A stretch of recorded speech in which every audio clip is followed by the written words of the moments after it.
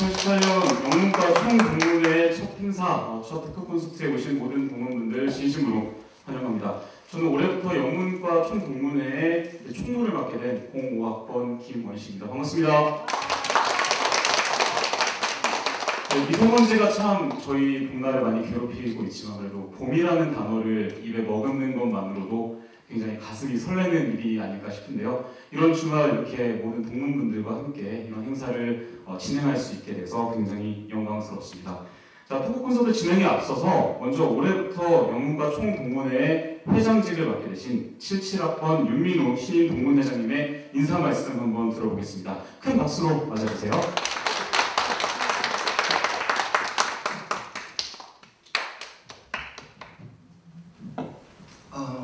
많이 알려져 있지 않지만 동문회를 이룬 학기부터 제가 2년간 일을 맡게 되었습니다. 지난번 총동문회 오신 분들은 그때 제가 인사드렸고 알고 계시겠지만 많은 분들이 아직까지 잘 모르고 있습니다. 원래 이제 우리 영문과 동문회에는 다른 어떤 인문학의 다른 과보다 훨씬 더 선배님들이 적극적이고 또 희생적으로 과를 위해서 헌신해 주셔서 어느 과보다도 동문회 활동이 활발하고 유익한 이런 장학금이라든지 이런 제도를 통해서 혜택을 많이 입고 있었습니다. 한 10년에 한 번 정도 그런데 동문께서 바깥에 계신 동문께서 교수들이 한번 해봐라 이렇게 볼을 던집니다. 그래서 제가 이번에 일을 맡게 되었습니다. 제 팀들이 예전과 다름없이 아주 열심히 일을 해주셨습니다. 그래서 오늘 귀한 두 분의 연사를 모시게 되었고 또 날씨도 그렇고 또 중요한 시험 기간이고 해서 관중은 좀 예상했던 만큼 그렇게 많지는 않은 것 같습니다. 그러나 오늘 특별한 계획을 잡지 않고 동문회 행사에 참여해 주신 여러분에게 저는 굉장히 큰 감사의 생각을 가지고 있어요. 또 여러분들도 오늘 좋은 날씨에 다른 계획보다도 학교에 한번 오셔가지고 아름다운 학교 캠퍼스를 다시 볼 수 있고 무엇보다 지금부터 들을 두 분의 강연 한 분은 아시다시피 65학번 박찬순 선배님이시고요. 또 한 분은 00학번입니다. 무려 35년의 차이가 있습니다. 엄마와 딸 같기도 하고요. 두 분께서 오셨는데 아시다시피 한 분은 늦게 소설가에 데뷔하셔가지고 두 분의 책을 내셨습니다. 제가 두 분 다 갖고 있습니다. 만만치 않은 소설입니다. 읽어보면요 단편으로 쭉 구성되어 있지만 이게 읽기가 보통 어려운 게 아니었어요. 굉장히 사색적이고 또 굉장히 간결하지만은 그냥 술술 읽히는 이야기처는 아니더라고요. 그래서 세 번째 또 책이 나와서 우리가 그걸 모르고 이제 수배를 했지만 세 번째 책이 나와서 오늘 만나뵙는 것이 또 시적절하게 되었습니다. 또 한 분은요, 00학번인데요. 학교 다닐 때 사법 시험을 합격했습니다. 그것만으로도 보통 어려운 일이 아닙니다. 영문과에서 사법 보시기를 학교 다닐 때 바로 공부해가지고 합격할 수 있다는 것이. 그리고 KBS의 자문 변호사도 하고 있고요. 요즘 현재 많이 문제가 되고 있는 미투 그런 사건에 또 관여하셔가지고 어려운 분들을 많이 도와주는 그런 훌륭한 변호사로 지금 성장하고 있습니다. 두 분의 말씀을 듣고요. 오늘 식사도 와인을 곁들인 이탈리아 레스토랑이거든요. 학교에서 동문 쪽에 있는데 1인당 한 3만 원 정도 우리가 예상을 하고 있으니까 관심 있으신 분 오셔서 식사도 맛있게 해주시고 이렇게 마지막까지 유익한 대화를 나눴으면 좋겠습니다. 끝으로 제가 이번에 공지가 조금 전됐다고 말할 수도 있겠네요. 그런데 다음번 이제 우리 상반기에 두 번의 행사를 생각하는데 바로 오늘이고 또 하나는 5월 26일 날 토요일입니다. 그때는 이제 한 분만 연사를 모시고요. 그 뒤에 있는 안산 우리가 하이킹을 가도록 했습니다.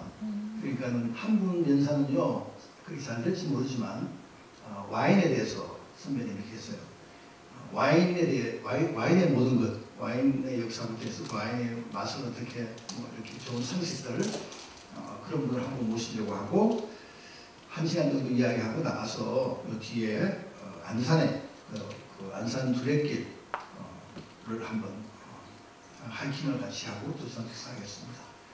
연수대학교 다니면서 안산에 한 번도 못 가본 것도 좀 약간 불행한 일이에요. 아주 이 서울의 이 동네에 수련대에 있는 사람들이 얼마나 산에 많이 들어왔는지 한번 들어가 보시면 알게 됩니다. 아주 좋은 훌륭한 산입니다.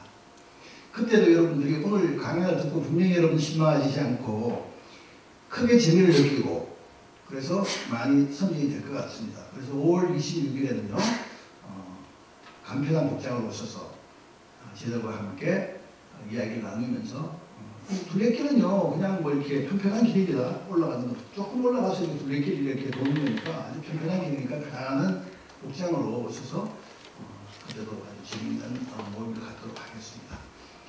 저는 오늘 두 분께 말씀에 굉장히 기대하는 바가 큽니다. 굉장히 재밌게 들을 것 같고 또 유익한 말씀이 될 것 같습니다. 그래서 여러분 듣고 난 다음에 질문을 많이 해주시면 감사하겠습니다. 대단히 감사합니다. 어르신.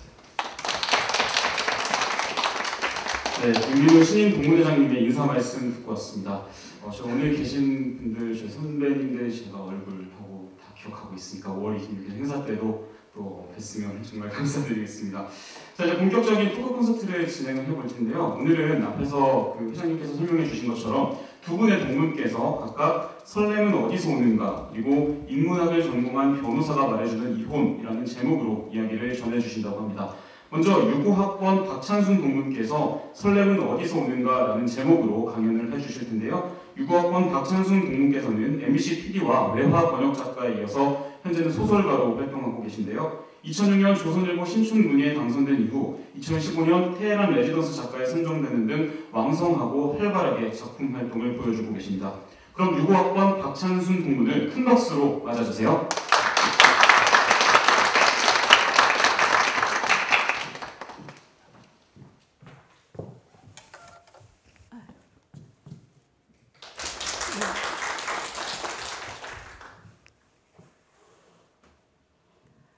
네, 전설의 학번이 되겠네요. 유고 학번이요.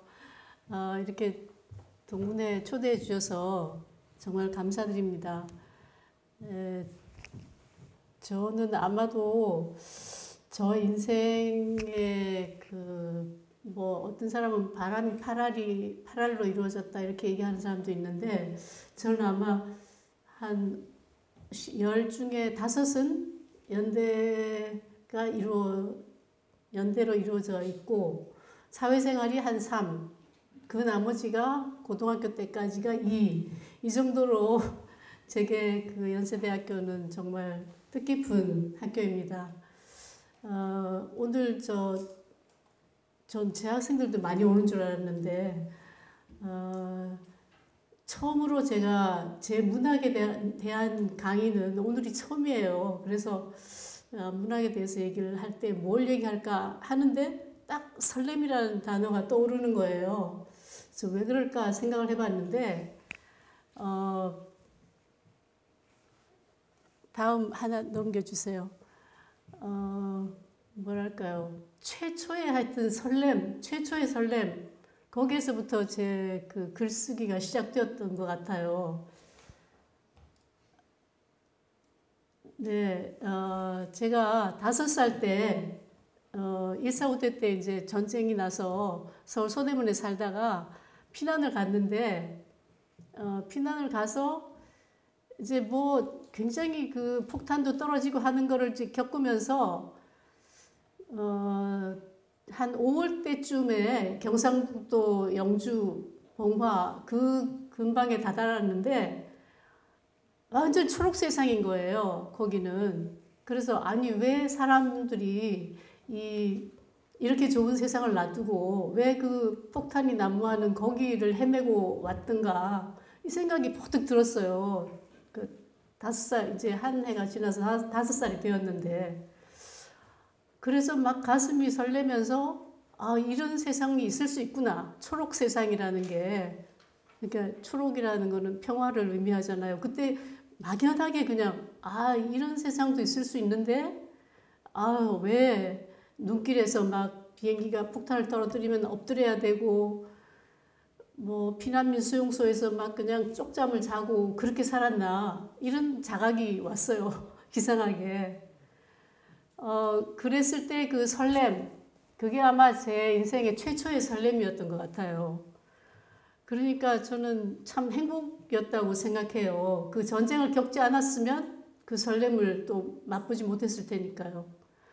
그런데 두 번째는 설렘이라기보다는 어떤 혐오에서 오는 떨림이었는데, 제가 오산쯤 저희 피난을 오산쯤 왔을 때 저희 할머니가 이제 오빠랑 저랑을 목욕을 시키는데 제가 4살이고 저기 오빠는 8살인데 누가 때가 더 많겠어요.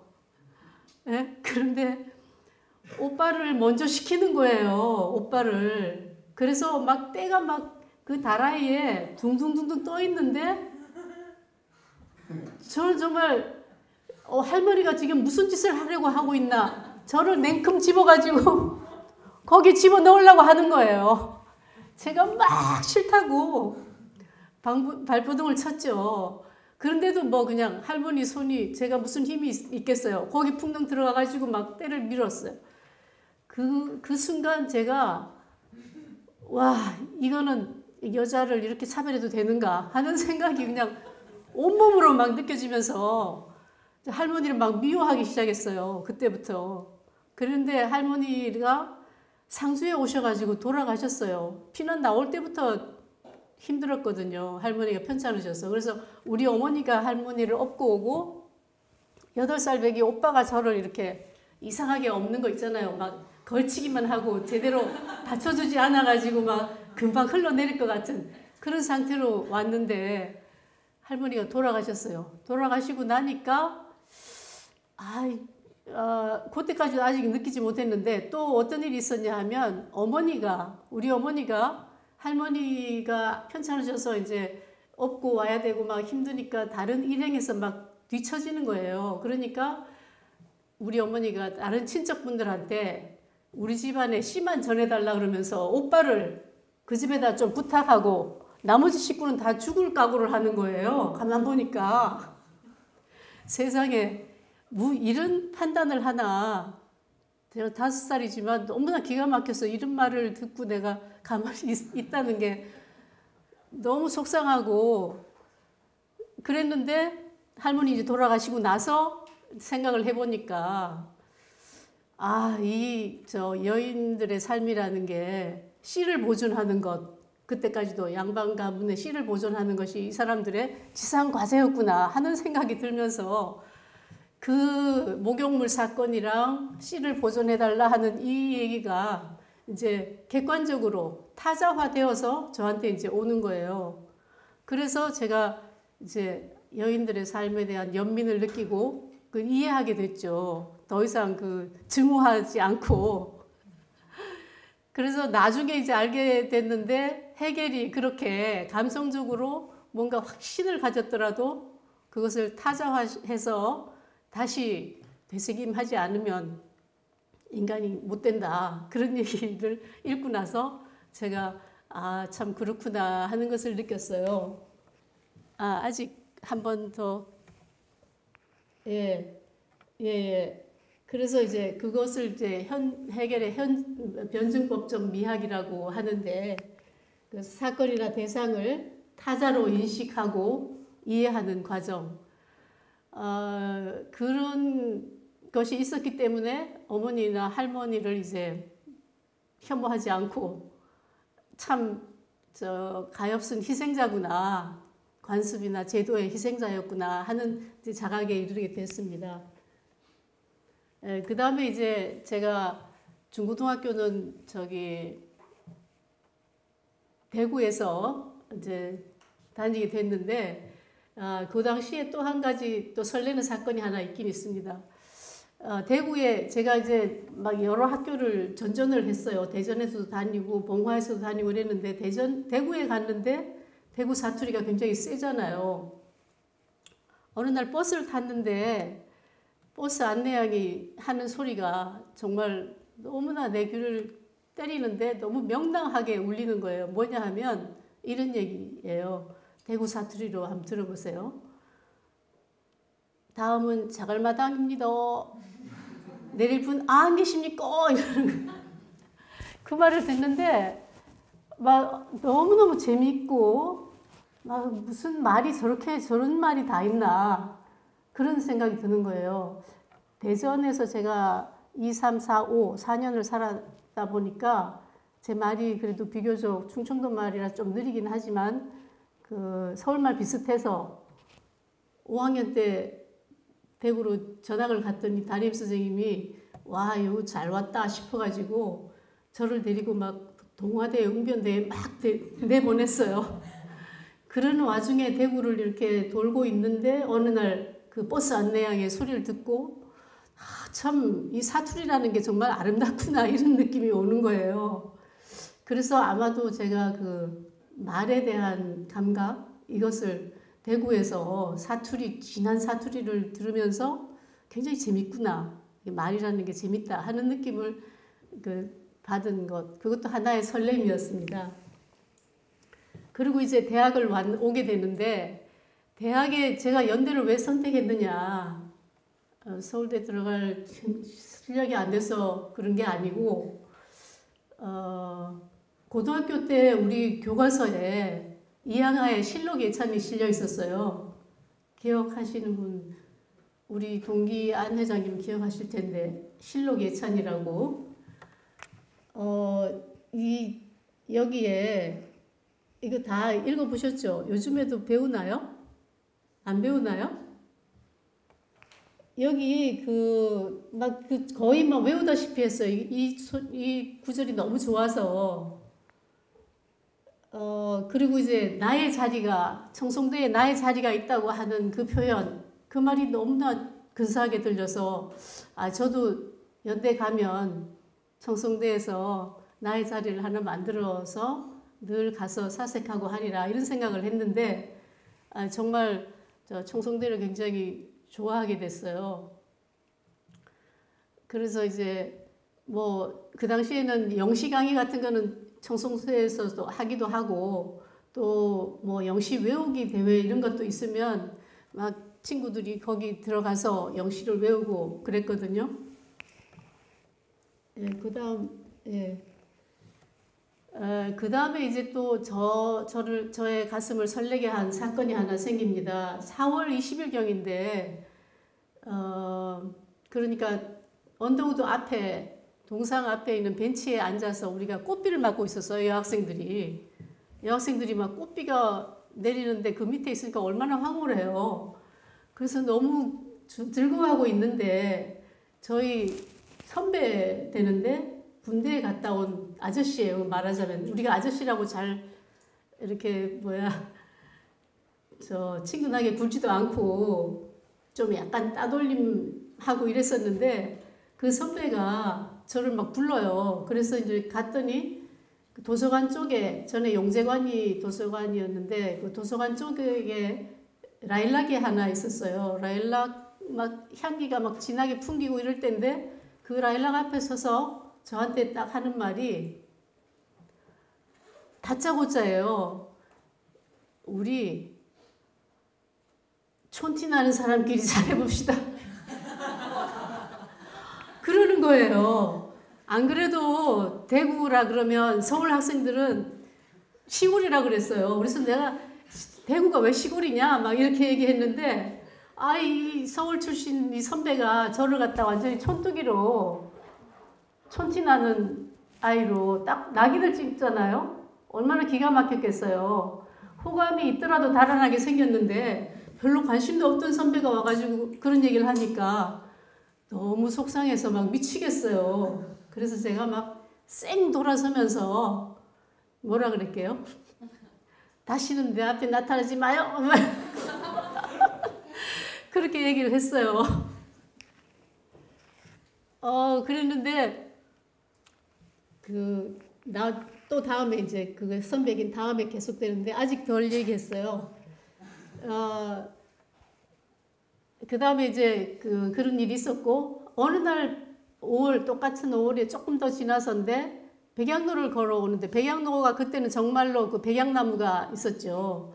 그 나무잎 뒤편이 하얘가지고 바람 불면 막 그냥 그 은색의 빛이 막 이렇게 눈부시게 빛나던 그 백양로를 걸어오는데 제가 초록색 브라우스를 입고 있었어요 그때. 근데 뭔가 기분이 이상해가지고 이렇게 보는데 여기 나비가 한 마리 앉은 거예요. 제가 그건 너무나 확실하게 기억하죠. 잊혀지지가 않아요. 막 이건 뭐가 도대체 나한테 내려온 거야? 막 이런 생각이 들면서. 그래서 이번에 소설집 중에 신천을 허리에 꿰차는 법 하는 게 있는데 거기에서 이제 선배 소설가 구보 박태원의 홀령하고 만나는 게 있는데 금세 그냥 그의 홀령이 나비가 되어가지고 내 어깨에 날아오는 걸로 딱 저절로 그냥 막 써줘요. 그게 이제 그때 65년도에 제가 겪었던 그 나비가 날아와 앉은 그때의 설레임, 그것이 이제 남아 있었기 때문에 가능한 거였죠. 그렇게 해서 연대 캠퍼스는 정말 저한테 많은 설레임을 줬습니다. 그 다음에 또 논지당에 들어갔는데 어느 날 비가 막 쏟아졌어요. 갑자기 소나기가. 그래서 논지당에 들어가서 앉았는데 저쪽 서쪽 편으로 이렇게 앉았는데 누가 와서 꾸꾸 하고 두드려요. 그래서 무슨 소린가 싶어가지고 문을 이렇게 열어봤더니 새 한 마리가 확 날아가는 거예요. 그때 느낌이 뭐랄까요? 막 어떤 갈 곳 없는 처량한 사람, 그런 난민 뭐 이런 것에 대한 느낌, 그것을 보듬어 주지 못했다 하는 그 죄책감 이런 것이 막 느껴져가지고 어떤 그 뭐 탈북자라든가 또 유럽 가면 난민이라든가 이런 사람들에 대한 그 연민 같은 것으로 이어져서 제 작품 속에 이렇게 막 들어차고 있더라고요. 그러니까 그것도 굉장히 좋은 설렘이었죠. 그 다음에 이제 또 한 가지 또 굉장히 설레는 사건이 일어나는데요. 눈이 막 68년인가 엄청나게 내린 적이 있었어요.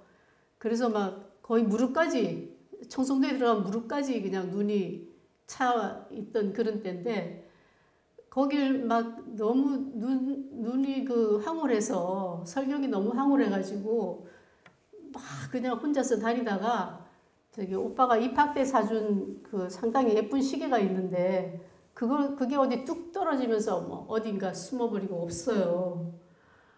그래서 그냥 오빠한테 또 혼날까봐 막 걱정도 되면서 또 한편으로 생각해 보니까 그 나의 청춘은 여기에 묻었다. 그러므로 동결되어서 언제까지나 나는 젊다. 막 이런 자기 암시를 하면서 제가 청송도에 그 눈 쌓인 숲을 잊지 못하게 됐습니다. 예.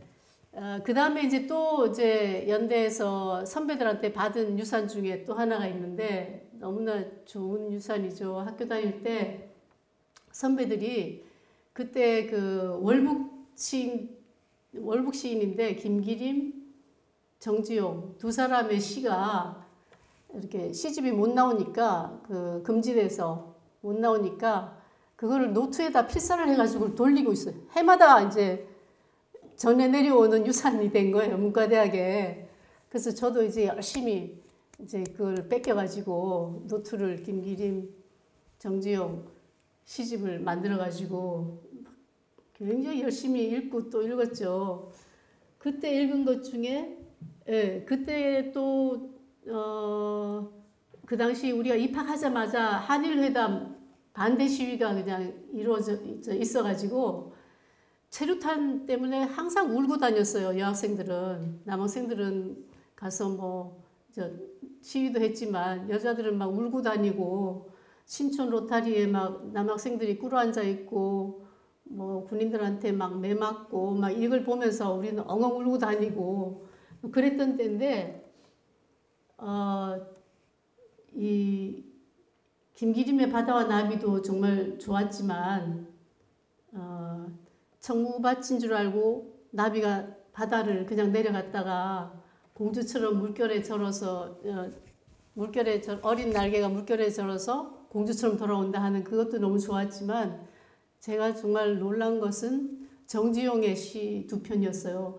향수, 우리가 여러분 너무 잘 아는 향수, 그 향수와 또 하나는 해협의 오전 2시라는 게 있어요. 해협의 오전 2시. 이것은 이제 해협이라고만 알려져 있기도 한데 해협의 오전 2시에 어떤 구절이 있냐 하면 나의 청춘은 나의 조국 이런 말이 있어요. 그래서 그게 참 뭔가 우리가 지금 한일회담 뭐 반대 데모를 하고 막 이러고 있는데 정지용은 일제시대 때 벌써 나의 청춘은 나의 조국 이렇게 읊었단 말이죠.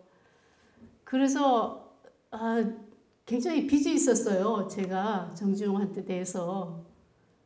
그 당시에 어떤 뭐랄까요, 뭐 국가에 대한 감각, 또 인생에 대한 감각, 자연에 대한 감각 이런 것을 이제 느끼게 해준 게 김기림하고 정지용이기 때문에 굉장히 그 빚을 느끼고 있다가 이번에 그 레몬을 놓을 자리라는 작품에서 정지용을 한번 다뤄봤어요. 그랬더니 제가 너무나 수십 년을 좋아했던 시인이다 보니까 좀 막 가슴이 막 설레면서 쓰게 되더라고요. 그래서 내가 보니까 제가 가슴 설레면서 썼던 작품들은 다른 사람도 역시 가슴 설레게 하는구나 하는 것을 느꼈어요. 그다음 그래서 이제 정지용의 그 시 향수하고 해협의 오전 2시를 보면 똑같은 거예요. 나의 청춘은 나의 조국인데 하나는 언어로서 우리말에 대한 그 절절한 그 사랑이 묻어나고요. 향수에서는 그렇고요.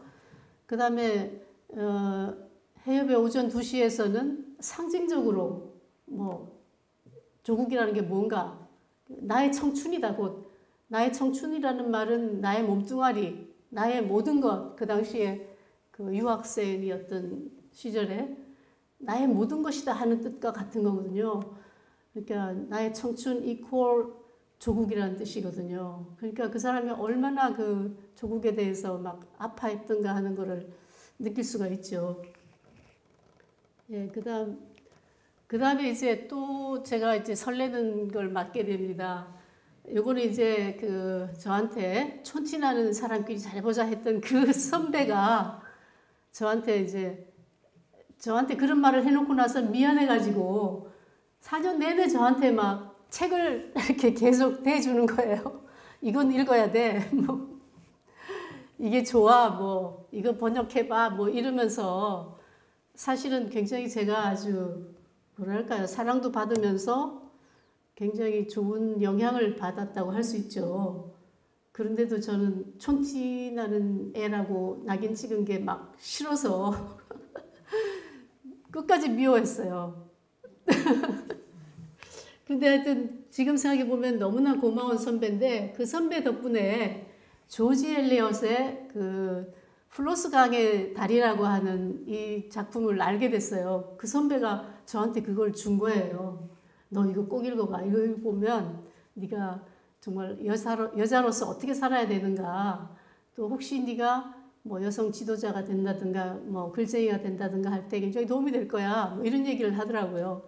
그래서 읽는데 정말 그 원서로 읽는데 별로 그다지 어렵지 않아서 그냥 줄줄줄 읽히면서도 뭐 거의 그 주인공하고 제가 이제 일치가 되는데 어떤 점이 제일 좋았냐 하면 그 맥이라고 하는 여자 주인공이 죽자 사자 자기 독립적으로 살려고 생각을 해요. 그냥 예쁘게 이렇게 치장하고 있다가 좋은 도련님 만나서 결혼할 생각을 안 하고 죽으라고 하여튼 가정교사가 그 당시로는 여자로서는 할 수 있는 최고의 직업이었기 때문에 죽으라고 가정교사를 하려고 하고 경제적으로 독립을 하려고 하고 그리고 이제 일부러 머리를 이렇게 예쁘게 자르는 게 아니라 삐죽삐죽하게 잘라요.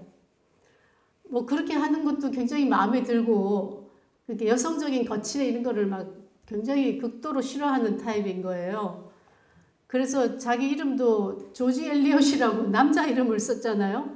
그 당시에는 뭐 여자들은 로맨스 소설이나 쓰고 그랬는데 이 사람은 그런 거 하고 확실하게 이제 차별을 이루겠다 이런 생각이죠. 그래서 메리 앤 에반스라고 하는 여자 이름을 버리고 조지 엘리엇이라는 이름으로 여러 작품을 썼는데 다 좋은 작품이지만 제가 이제 1학년 때 읽은 걸로는 플로스 강의 다리가 저한테는 굉장히 좋은 그 모델이 돼서 제가 이제 연세춘추 기자를 하면서 또 그 성북동 부잣집에 가정교사를 입주 가정교사도 하고 또 입주를 하다가 너무 행동에 제약을 많이 받아가지고 이제 왔다 갔다 하면서도 하고 그 가정교사를 하는데 시간은 많이 뺏기지만 이거는 옛날에 그 150년, 200년 전에 매기가 그렇게 열심히 주장했던 자기가 자립하기 위해서 꼭 필요했던 직업이었으니까 당당하게 해야지 이런 생각이 있었어요. 그래서 플로스 강의 다리가 참 고맙고 그 선배가 참 고맙고 그렇게 느껴집니다. 지금까지 제가 그 설렘이라는 얘기를 자꾸 했는데 그 설렘들이 저의 글쓰기에 이렇게 저렇게 막 항상 그 작용을 했다는 생각을 하면서 제가 한번 이론적인 걸 찾아보니까 질 들레즈라고 하는 프랑스 철학자가 그 감각이라고 하는 것에 대해서 너무 중요성을 부여했더라고요. 그래서 그 감각의 구현을 통해서 인간의 정서를 표현하는 것이 예술이다. 그리고 이제 감각은 아주 깊은 마음의 심층에서 솟아나온다고 그랬어요. 그러니까 말초적인 자극이 감각이 아니라 아주 존재 그 자체가 어떤 곳에 풍덩 빠져들어 가지고 그것을 다 깊이 체험하면서 느끼는 그런 느낌을 감각이라고 하는 거죠. 그런 것을 많이 느끼는 사람일수록 그러니까 남다른 시각으로 세상을 볼 수 있고 새로운 감각을 개발할 수 있다는 거죠. 그래서 뭐 예술을 창조하는 것은 감각이지 어떤 개념이 아니다. 그 말을까지 했잖아요. 그래서 저는 이 들레즈의 말을 굉장히 고맙게 생각을 하고 제가 설렘이라는 것을 중요시하는 것이 헛된 것이 아니구나 하는 느낌을 갖습니다. 예, 들레즈 사진 한번 다시 보여주세요. 이렇게 좀 감성적으로 생겼죠? 생긴 것도. 예, 그 다음에 이제 제가 그 예술 작품을 어떻게 감상을 하고 또 만들게 되나 하는 그 단계에 대해서 이렇게 연구해 본 학자들 중에 그 브리감령 대학교의 그 알렌 K 멜비 교수가 한 말이 있는데요. 이 사람도 제일 중요하게 여긴 게 to feel이에요. 느낀다. 풍부한 감성으로 느껴라 하는 거죠. 느끼는 것이 제일 중요하다. 그 다음엔 to reason, 그 논리적인 분석과 이해를 한다 하는 단계. 그 다음이 이제 판단하고 선택한다. 이런 단계로 이루어지는데 이 사람이 가장 중요시 여긴 거 역시 feel이에요. feel. feel은 뭘로 느낍니까? 우리 가슴으로 느끼죠. 예, 그 다음에 이제 그 헤겔 미학 강의를 보니까 인간이 동물하고 뭐 별 차이가 없는데 중요한 거는 인간은 자기가 동물이라는 걸 깨닫는다는 거예요. 깨닫고 동물로서의 그 어떤 한계를 자각을 하고 거기에서 벗어날 수 있는 노력을 한다는 거죠. 그래서 이제 자기한테 그 스스로 지식을 부여해가지고 어떤 사람은 학문적인 체계를 발전시키고 어떤 사람은 예술을 창조하고 또 누릴 줄 알고 그것이 바로 인간과 동물의 차이다. 그래서 헤겔은 그 자연미보다는 인간이 만든 미를 아름다움을 높이 평가했던 사람이죠. 예, 이 헤겔이고요. 예, 그 다음에 이제 그 최근에 이제 우리나라에 소개된 시 중에 노르웨이 시인인데요.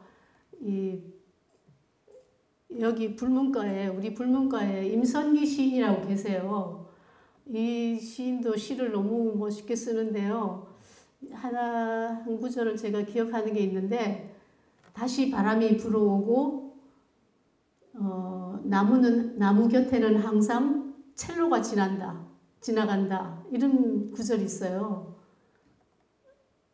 임선기 시인의 시 중에. 근데 임선기 시인이 번역한 그 올라브 하우게라고 하는 시집이 그 어린 나무에 눈을 털어주다 그런 시가 있는데요. 이 사람이 뭐라고 얘기했냐면 헤겔과 거의 비슷해요. 우리는 아무것도 아니다. 우리는 다만 우리가 찾는, 우리가 추구하는 그 무엇이다. 그렇게 얘기했어요. 그러니까 헤겔하고 일맥상통하는 거죠. 우리는 아무것도 아니다. 우리가 찾는 그 무엇 있을 때 그것이 바로 우리의 정체성이다 하는 말이요.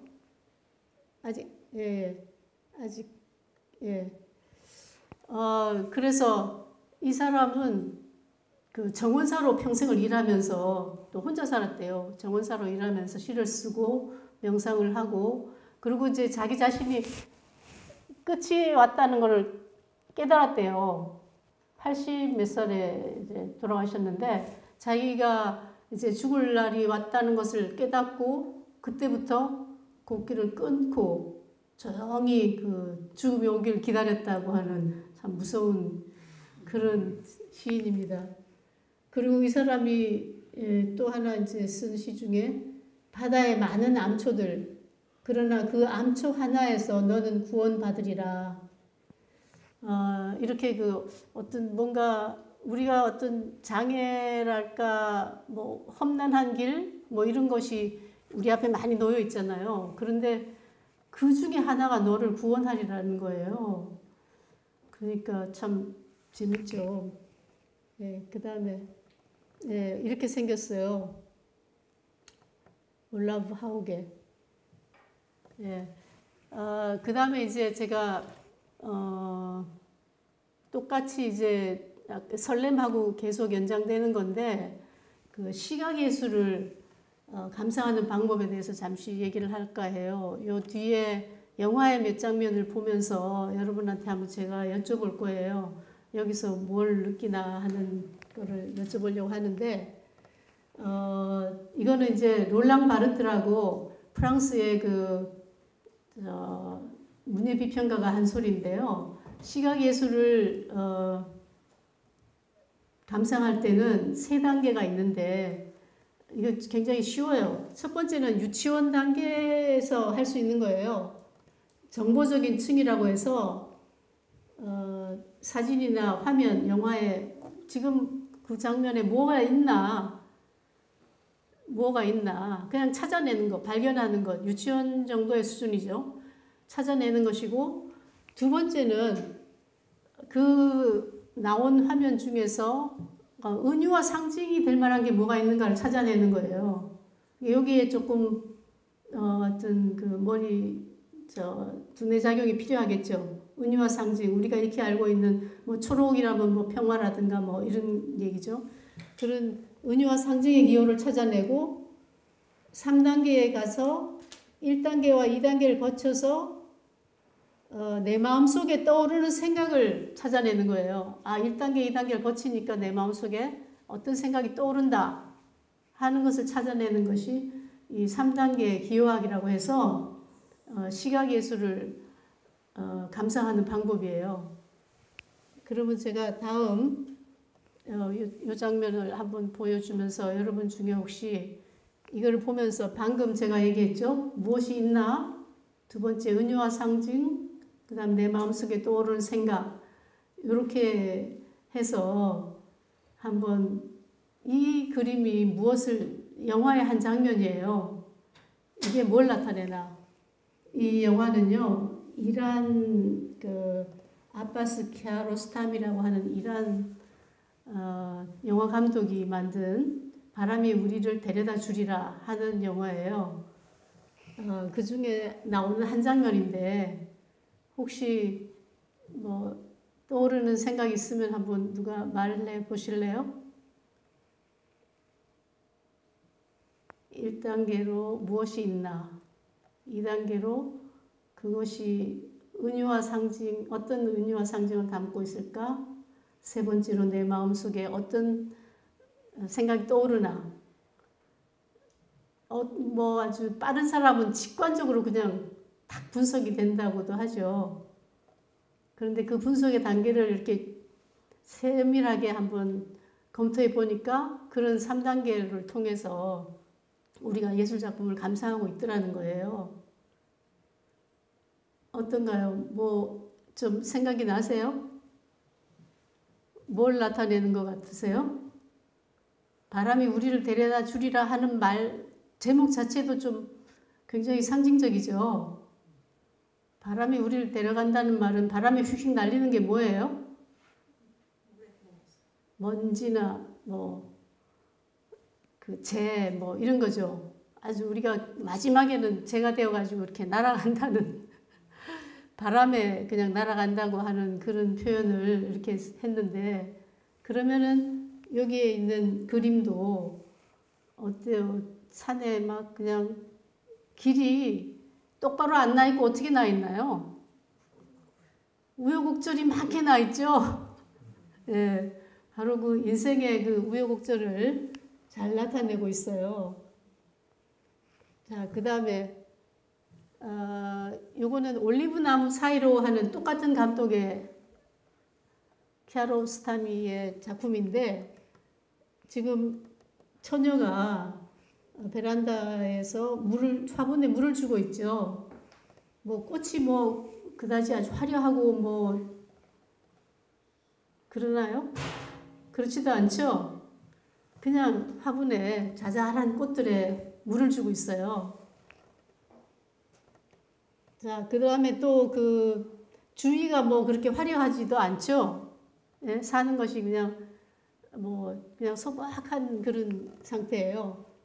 그 다음 것도 한번, 예. 그 다음에 숲속을 가는데 품에 뭘 안고 있어요? 뭘 안고 있나요? 예, 화분을 안고 있죠. 또 꽃이에요. 같은 영화긴 하지만, 그 다음에, 예, 또 여기도 마찬가지, 그 구혼자가 막 뭐 뭔가 가지고 따라가는데 여자는 꽃을 들고 꽃을 품에 안고 숲을 가고 있어요. 자, 그 다음 또 하나 봅시다. 이거는 이제 클로즈업이라고 하는 영화인데 여기에는 남자가 꽃을 이렇게 끌어안고 자전거를 타고 지나가요. 그 다음에 또 똑같은 영화긴 하지만 다른 남자가 또 화분을 안고서 지나가요. 자, 이 감독이 영화 3편을 통해서 계속 화분이 나오고 꽃이 나오고 뭘 나타내려고 그랬을까요? 뭐 네, 맞아요. 생명이 중요하다. 그러니까 이란 사회라고 하는 것은 지금 이슬람 혁명 이후에 너무나 뭐랄까요, 그 제도와 종교와 이런 걸로 그냥 사람들을 너무 욱박지르고 있잖아요. 그런 것에 대한 굉장한 어떤 저항 이런 걸로도 읽힐 수 있는 이런 작품을 계속 만들고 있어요. 그러면서 이 사람이 한 번 한국에 왔었어요. 부산 국제영화제에 와가지고 영화 감독이란 뭐 하는 사람입니까? 하고 물었어요. 기자가. 그랬더니 영화 감독이란 꽃을 파는 사람입니다. 그렇게 대답하더라고요. 그래서 참, 남다른 사람이구나, 이런 생각이 들어서 제가 그 테헤란 레지던스를 가게 된 것도 순전히 키아로스타미 때문이에요. 와, 저렇게 꽃을 좋아하고 꽃을 갖고 와야 된다고 하고 생명을 중시하고 이러는 감독이 있는 나라를 꼭 가봐야지, 막 이런 생각에서 갔는데, 거기 영화 박물관이 있거든요. 시네마 뮤지엄이라고. 근데 키아로스타미는 저 끝 구석에 그냥 얼굴 하나만 나와 있지, 작품 자체도 소개를 안 할 정도로 약간 좀 그러니까 찍힌 감독인 거죠. 뭐 많이 찍힌 사람은 막 추방당하기도 하고. 그런데 이 키아로스타미는 허용할 수 있는 한에서 그래도 거기에 계속 그 나라에 있으면서 자기가 최대한 할 수 있는 식으로 저항을 표현하고 온건하게 그렇게 하다가 정말 아까운 나의 세상을 떠났어요. 그러니까 이 영화를 쭉 통해서 이 사람이 얼마나 생명에 관한, 생명의 소중함, 너희들이 뭐 제도다 간습이다 뭐 종교다 하지만 생명이 우선이다 하는 것을 굉장히 강조하고 있다고 할 수 있죠. 그 다음에 이제 제가 소설을 쓰게 된 계기, 이것도 또 저 설렘과 같은 설렘의 연속인데요. 제가 쉰이 좀 넘었을 때 어머니가 돌아가셨어요.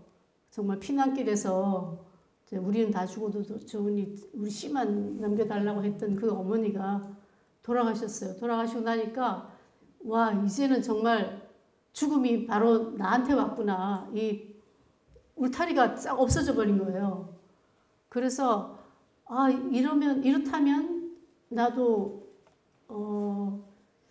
그동안 미뤄놨던 것, 정말 내 인생 내가 살아있는 한 뭔가 하고 싶었던 것을 이제는 시작해야 되지 않는가 하는 자각이 확 들면서 이거를 어떻게 할까. 그래서 먹고 살기 위해서 그 당시에는 내가 번역을 하고 있었어요.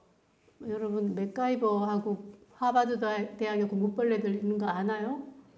네, 그런 거 번역해가지고 제가 외국 영화 배우들하고 입 맞추면서 죽어라고 밤새도록 입 맞추면서 제 청춘을 다 보내고 아이들을 키우면서 살았어요.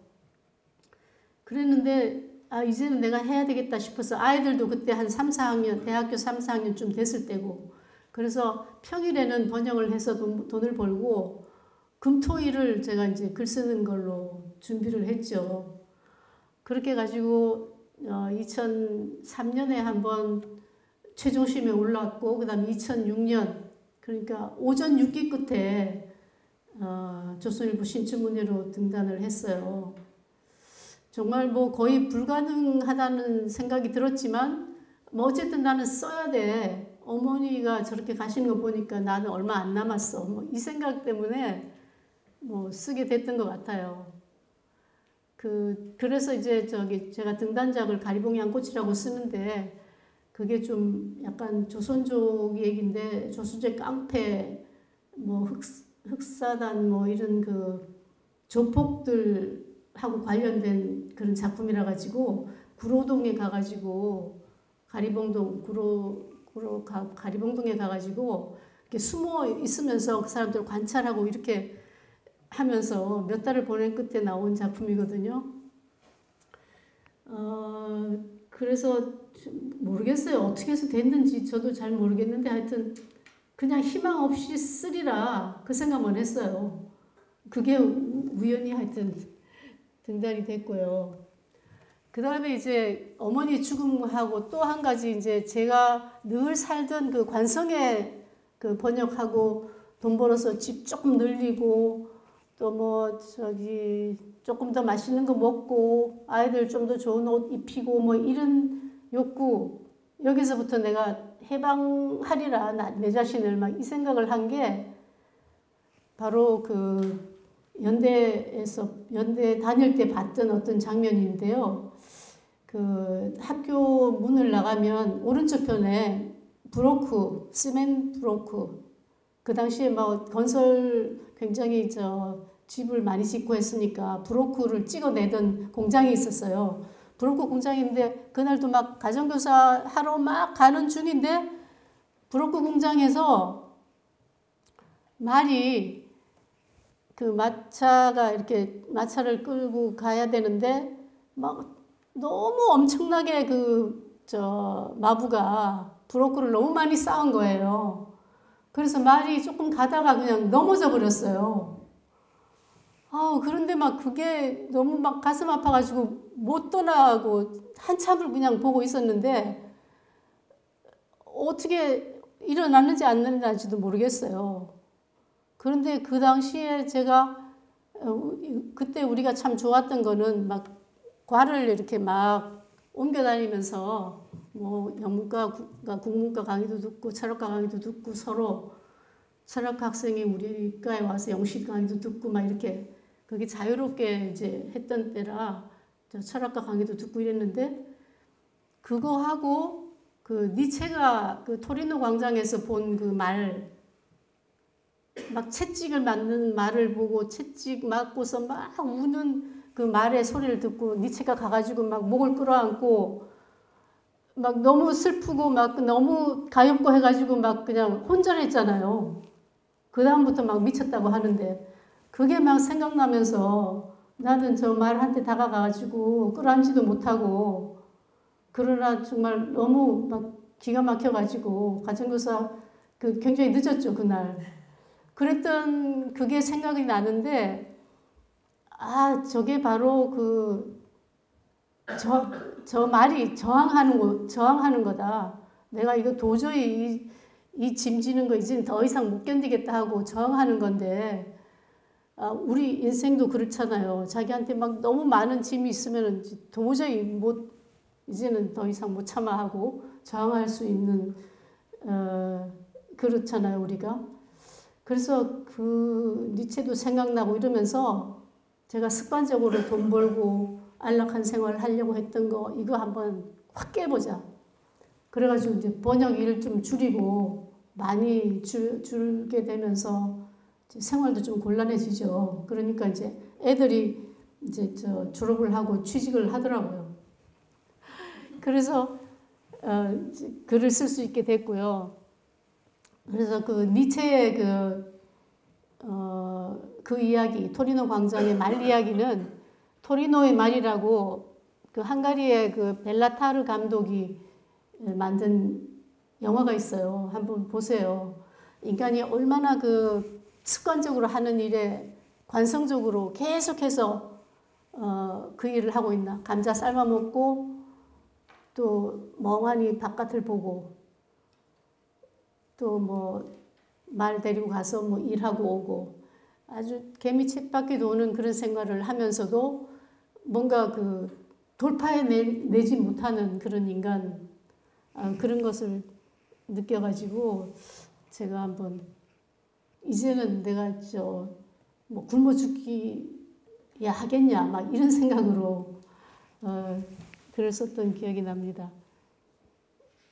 예, 이게 니체고요. 이게 영화의 한 장면이에요.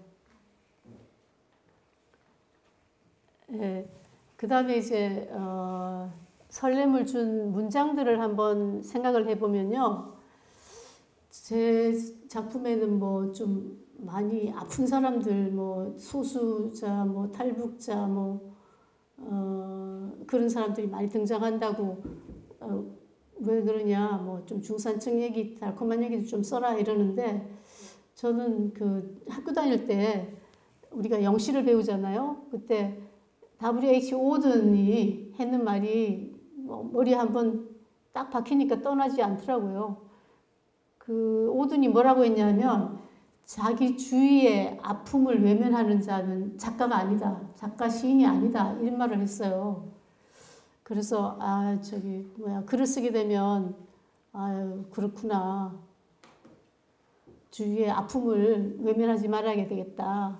이런 생각을 했고 또 이제 소설집 그 제임스 조이스의 더블린 사람들이 있습니다. 거기에 사자들이라고 하는 게 나와요.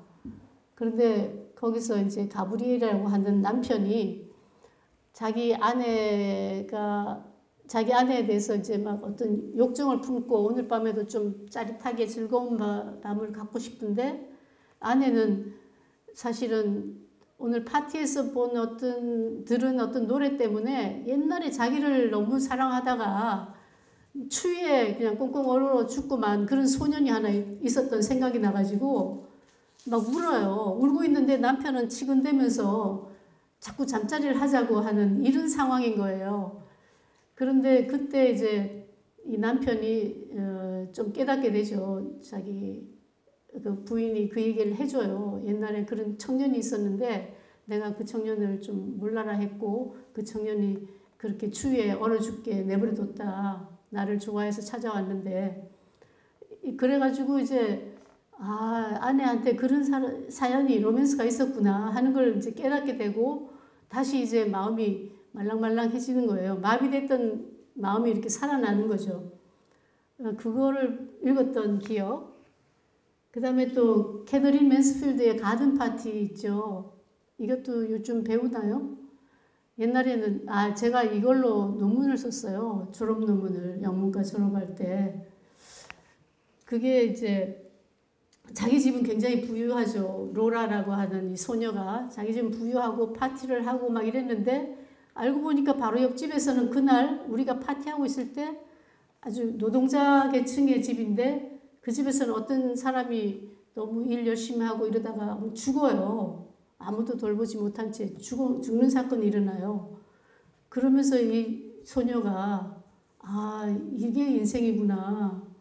우리는 그렇게 흥청망청 막 뭐 파티를 뭐 어떻게 할까 이 생각하고 있는데 옆에서는 누가 죽어갔어.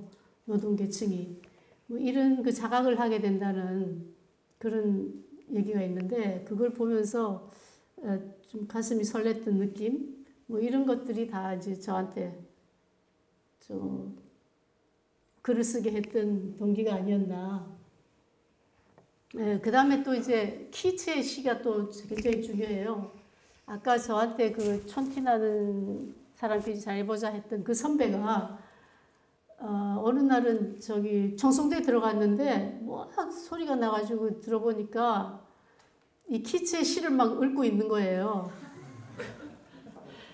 뭐 beauty is truth, truth beauty 이 오래된 그리스 항아리에 붙이는 송시 이거를 막 외우고 또 heard melodies are sweet but those unheard are sweeter 이 들리는 멜로디는 아름답다 그러나 들리지 않는 멜로디는 더 아름답다 뭐 이거를 막 외우고 있는데 뭐랄까요 막 정말 우리는 이렇게 좋은 환경에서 저런 영시를 외우면서 이렇게 학교를 다니고 있어서 얼마나 행복한가 그런 생각이 들면서 그래서 근데 이제 가서 정말 잘 들었어요 뭐 이런 인사라도 해야 되는데 그냥 저를 촌뜨기라고 하는 것 때문에 앙심만 품고 가서 인사도 못하고 슬그머니 그냥 나왔어요. 그때 이 영시를 들으면서 영시 선생님한테 배우면서 참 보이지 않는 것, 들리지 않는 것 거기에 대해서 눈을 떠야 되겠구나 이런 생각을 했어요. 그래서 나중에 뭐 문학 이론도 보면은 우리가 누군가 뭐 예술 작품을 만드는 사람은 남들이 보지 않는 것, 듣지 못하는 것을 듣는다 그런 얘기를 하고 상통하더라고요. 그 다음에 또 한 가지 이제 학교에서 배운 것 중에 아직도 잊혀지지 않고 평생을 좌우했던 단어 한마디가 있는데요. 서영 씨, 박서영 씨, 예, 그거 한번 읽어보세요. Fault is not in the stars, but in ourselves. 예, 너무 잘했어요. 예, 잘못은 별에 있는 게 아니라 우리 자신에게 있다. 이 말 얼마나 멋진 말인지요.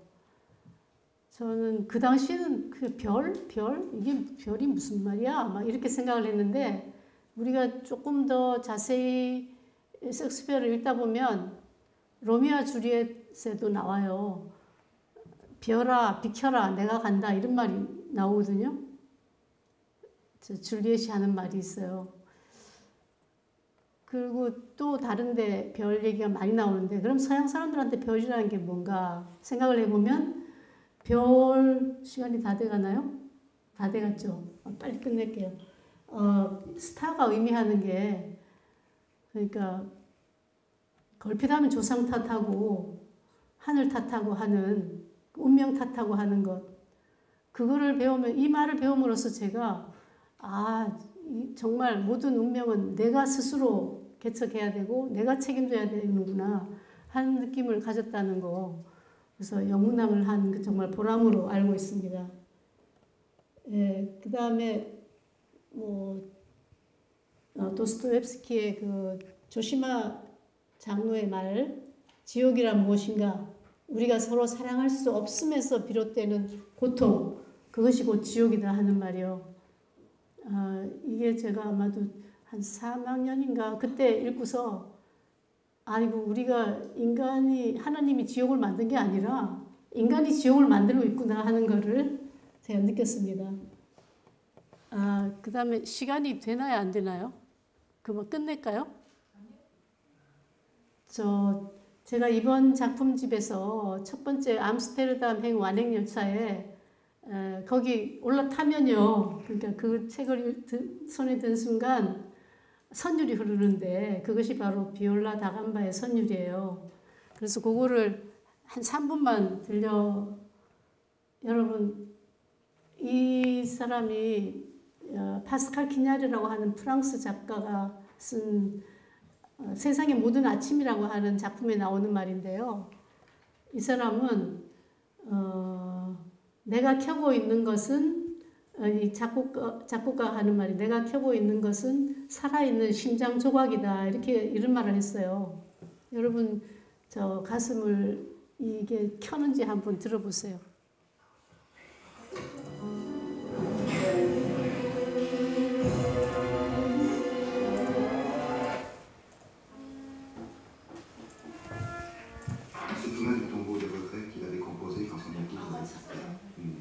네, 이제 곧 나올 거예요.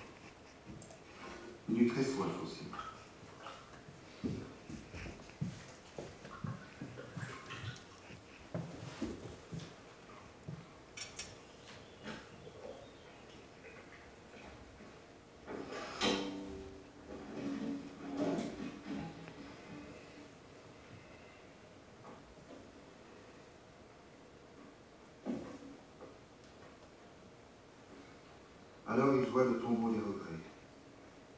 Il n'eut pas besoin de se reporter à son livre. Ses doigts se placèrent d'eux-mêmes sur la touche de son instrument.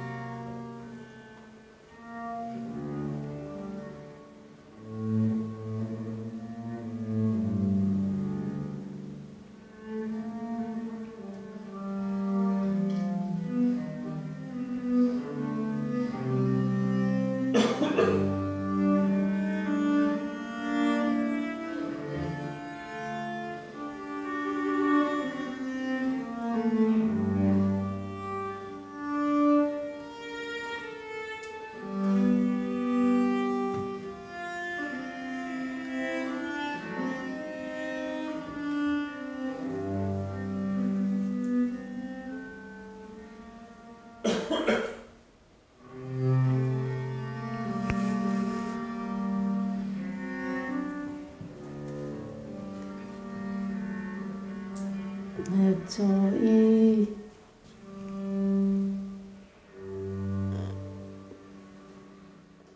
상처를 했어요. 부인을 너무 사랑했는데 병이 들어서 먼저 세상을 떠났어요. 그래서 이 비올라 다감바를 연주하자 그 소리를 듣고 혼령이 찾아온 거예요. 그런 기적이 일어나는 거죠. 얼마나 그 신금을 울렸으면 귀신까지도 불러온 거죠. 뭐 이런 그 이야기가 그 첫 번째 암스테르담행 완행열차라는 단편 속에 나오는데요. 그 악기 때문에 악기박물관에 브뤼셀에서 악기박물관에서 이 소리를 듣고 있다가 고속열차를 이제 놓치게 돼요. 그래서 이제 일어나는 에피소드를 그린 단편입니다. 네. 그래서 이제 그다음 이제 중요한 거는 아마도 이런 설렘을 계속 맞을 수 있는 감각을 유지하는 것일 텐데요. 어떻게 하면 감각을 유지할 수 있을까 이 생각을 해보는데 제가 그 이번 단편집 중에서 달팽이가 되려 한 사나이라고 하는 단편이 있는데요. 거기서 이제 그거를 좀 본격적으로 다뤄봤어요. 인간이 너무 디지털 기기에 의존을 하면서 살다 보니까 내비게이션에 의지하고 이러면서 느끼고 생각하는 능력을 점점 잃어간다는 거죠. 그래서 어떤 그 500명이나 되는 그 고객을 관리했던 보험 설계사가 그 2040년대에는 전부 다 SG라고 스마트 글라스를 쓰고 있는데 그거를 막 그냥 벗어 던지고 실종된다는 이야기예요. 그래서 하여튼 죽어도 내가 내 힘으로 느끼고 생각하리라. 그것을 이제 강조한 단편입니다. 그러니까 이 트렌드에 너무 휩쓸려 가지 않고 자기 감각을 유지할 수 있게끔 적당히 그것을 차단할 줄 아는 그런 게 필요할 것 같고요. 그 다음에 문학과 예술을 이제 좋아하고 하면서 감각을 계속 이제 일깨워야 되겠죠. 마비된 감각, 꽁꽁 얼어 있는 감각, 이것을 이제 풀어주는 그런 일을 해야 될 거라고 생각합니다. 두서없이 해서 죄송합니다. 경청해 주셔서 고맙습니다. 네, 좋은 이야기로 강연을 해주신 이거권 박창근 동님께 다시 한번 큰 박수 좀 부탁드리겠습니다. 네, 그 설렘은 어디서 오는가라는 주제로 저희가 이야기를 들었는데 이 강연과 선생님 잠시만 아껴주세요. 예. 이 강연과 관련해서 저희가 짧게 질의응답 한 2개에서 3개 정도 질문을 좀 받아보도록 하겠습니다. 자유롭게 손 들고 질문해 주시면 감사하겠습니다. 어떤 내용도 상관없습니다. 별로 질문은 예. 저희가 번역 선생님이세요. 네. 그래서 처음에 교수님한테 그거 배울 때 저희가 비포 선라이즈 네. 기차 그 영화 때문에 많은 여자들이 비엔나를 가잖아요. 그래서 기차에 대한 로망이 있는데 질문은 아니고요. 여행과 기차 그런 것들 많이 생각하게 제가 다 갔던 데여가지고 예, 고맙습니다. 예, 그렇죠.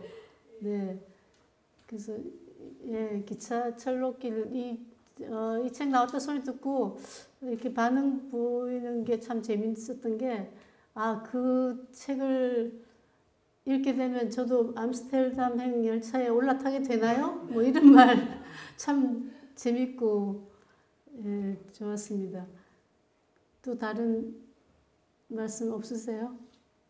별로 질문을 말씀하세요.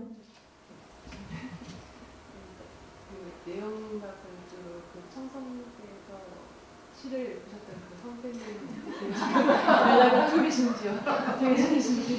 사랑. 청성대 시를 보셨던 선배님. 그 선배님이 글쎄 그 선배님이라니까요.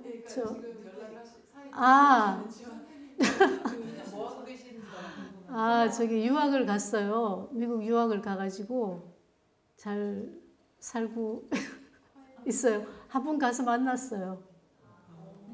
네. 아니요. 다른 일 하고 있더라고요. 그런데 정말 그때 뭐 청송도에서 만난 것처럼 정말 학교에서 만난 것처럼 반갑게 맞아주고 자기 가족들도 다 소개하고 괜찮았어요. 예, 예, 너무 아름답죠. 비록 촌티는 좀 나지만 아마도 제가 촌티가 많이 났을 거예요. 일단 그 당시에 서울 학생들은 엄청 세련되고 옷도 잘 입고 뭐 저처럼 막 그냥 단발머리에 뭐 까무잡잡하고 뭐 옷도 입을 줄 모르고 뭐 그런 애들하고는 많이 달랐을 테니까 촌티 나는 사람끼리 하는 말이 정확한 말인데 그거를 저는 소화를 못했던 거죠. 네, 시간 관계상 저희가 더 많은 이야기는 식사 자리에서 들어보도록 하겠습니다. 다시 한번 큰 박수 부탁드리겠습니다. 네, 오늘 두 번째 강연 해주실 분 저희가 모셔볼 텐데요. 제목이 굉장히 셉니다. 인문학을 전공한 변호사가 말해주는 이혼, 사랑과 전쟁 실사판이라는 어떤 제목으로 저희가 강연을 들어볼 텐데요. 공공학번 황다연 변호사께서 이야기를 전해주신다고 합니다. 공공학번 황다연 본부는 현재 KBS 한국방송공사 자문 변호사 그리고 대한변호사협회 인권위원회 위원 등을 맡으시면서 작년과 올해 이제 큰 이슈가 됐었던 맥도날드 햄버거 사건 그리고 이윤택 연희당 건립회 대표 성폭력 사건 등을 진행했던 아주 실력 있는 변호사로 활동하고 계십니다. 그럼 공공학번 황다연 본부를 큰 박수로 맞아주세요. 네, 안녕하세요. 공공학번 변호사 황다연입니다.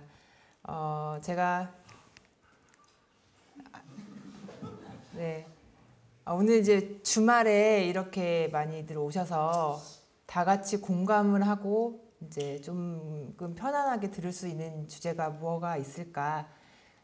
저희가 이제 강의를 많이 하지만 이제 보통 이제 뭐 강의를 하면은 뭐 성폭력 사건, 뭐 보험 사건, 보험 사기 사건, 그리고 형사 뭐 고소당했을 때 어떻게 해야 되나 뭐 이런 내용을 주로 하다 보니까 이렇게 다 같이 공감을 하면서 들을 수 있는 이 주제에 대해서 좀 한참 고민을 했습니다. 그래서 제가 주제를 보내달라고 독촉을 받고도 한참 동안 고민을 하다가 이렇게 답변을 드렸는데요.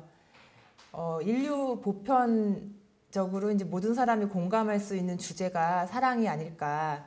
그리고 이제 그 사랑이 이제 정말 이제 끝까지 갔을 때, 밑바닥까지 갔을 때에 이제 느끼는 질투. 그리고 현실적으로는 이제 그것이 이제 정말 끝까지 갔을 때 현실에서 많이 보게 될 수 있는 결말이 이혼. 이제 이런 것들이 이제 문학 작품에서도 많이 주제로 쓰이고 있고, 뭐 물론 이혼은 아니지만, 그래서 그거를 이제 제가 이제 평상시에 저희 이제 의뢰인들을 보면서 그리고 소송을 담당하면서 느꼈던 것들과 제가 영문과에서 수업을 들으면서 느꼈던 것들이 같이 오버랩되는 경우가 가끔 있었습니다. 그런 것들을 이제 정리할 수도 있고 이제 많은 분들께도 얘기를 해드릴 수 있는 기회가 되어서 오늘 이제 그 부분에 대해서 제가 좀 정리를 해서 갖고 왔습니다.